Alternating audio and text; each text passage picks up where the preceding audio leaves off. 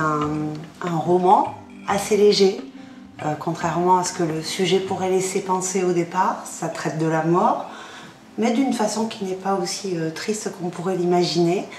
L'histoire d'un seul type, on peut le dire comme ça, qui va mourir dans un accident de voiture en rentrant d'une soirée un petit peu trop arrosée et qui va découvrir de l'autre côté de la vie, à savoir dans sa mort, il va retrouver les personnes qu'il a connues autrefois et qui vont lui faire pointer du doigt ses erreurs et tout ce qu'il a loupé dans sa vie.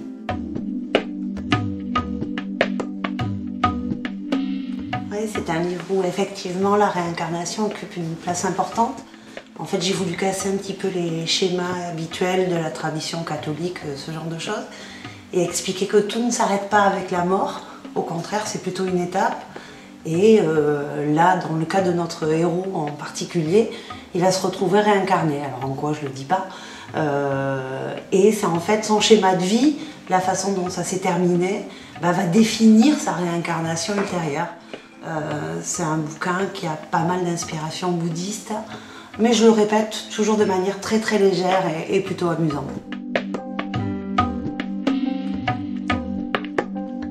Oui, l'animal c'est comme un être humain, donc il a une place très très importante dans ce livre. Notre héros, Éric Grasset, a eu un chien autrefois qui a eu une importance particulière dans sa vie et il va le retrouver parce que son chien est mort quand il était tout jeune et il va le retrouver dans le tribunal après. Et son chien va également, comme n'importe quel être humain qu'il a pu connaître avant, va lui faire découvrir pas mal de choses.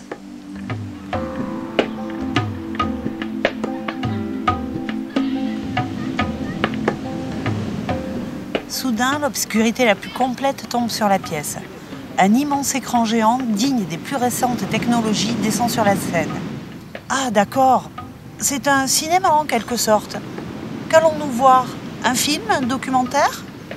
Vous n'y êtes pas du tout, Eric. Tout ce petit monde est réuni dans la salle 2156B pour la projection de vos obsèques.